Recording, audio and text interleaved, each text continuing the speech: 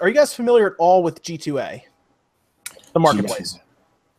Is that the PC downloading type That's deal? the one where you go on there and you buy a key and you put it into. Didn't Epic back them, or was that a different one? That was well, it was the people who did Bulletstorm.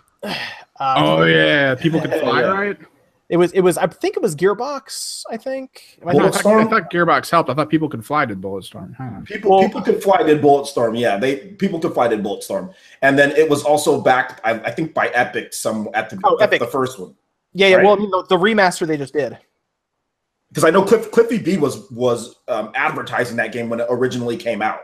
Okay, yeah, no, it is. It's Gearbox. Gearbox did the Bulletstorm Full Clip Edition, the new one that just came out. Okay. And the idea was they were partnering with G2A. It breaks up. It's really ugly, and it just did not end well. I don't know if you guys followed any of this, but I was following this very someone closely. Like tweeted them. They're like, "Why are you backing people who sell stolen copies of games?" And then it just exploded. It was total biscuit. What happened?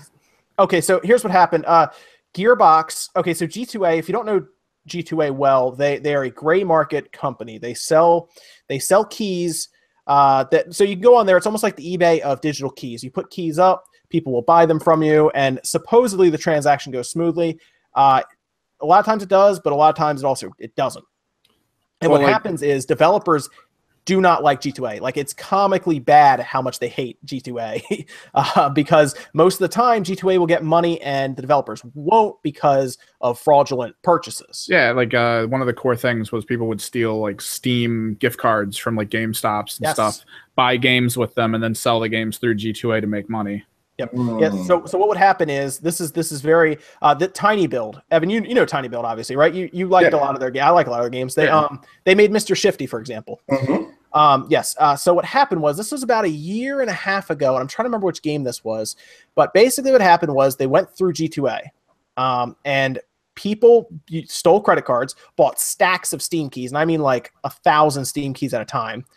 Bought them. It takes about 30 days for chargebacks to happen. So in their mind, they take the stack of keys, they go to G2A, and then they sell them, all of them there for half the value of what developers are trying to sell them in their regular Steam store or Origin or wherever they're trying to sell them, right? And I wish I could remember what game it was for Tiny Build, but Tiny Build to this day claims that after chargebacks, they ended up losing about $1 million. Oh my goodness. And G2A, of course, because they are getting legit purchases, right? Because it's not the person who stole the credit card that is buying from G2A. It's an actual like everyday person, you, me, or whoever. Those transactions stay correct. They do not get charged back. So G2A just basically gets all this money, and the developers lose a ton of money despite their game being out there right now. So the real problem is G2A does not police their stuff at all, and they don't care to. So what happened was, this is really funny. If you guys get a chance, go back and watch this. There is a Twitch stream where they send, for some stupid reason, they send a developer, well, not a developer, a sales associate for G2A to a developers conference. And they have questions and stuff from the audience, and it was almost a massacre, like in real life, to where people almost fought this guy. And so was sort of taking advantage of the grey market area always going to be a core part of the company's activity? Was that something that you'd identified as a place you could expand into? Absolutely not. G2A is really, I know we're called a grey marketplace, but the way we see it and the way our team sees it, there's nothing really grey about it. But I mean, you must understand that obviously a large portion of the business, and a lot of the reason that people choose G2A as a service is because they can get stuff at a lower price than they can from elsewhere, and a lot of the reasoning behind that is because people buy it in cheaper territories, sell it to people where it's generally more expensive, and they still make a saving. I mean, that is the very definition of grey market trading, right? Wow, I need to watch this. It was amazing. Like, some of the questions were great. Like, they did everything they could to heckle this guy, and he's trying to explain to them in circles, like PR spin at its finest. And we get to a point where people are asking them why.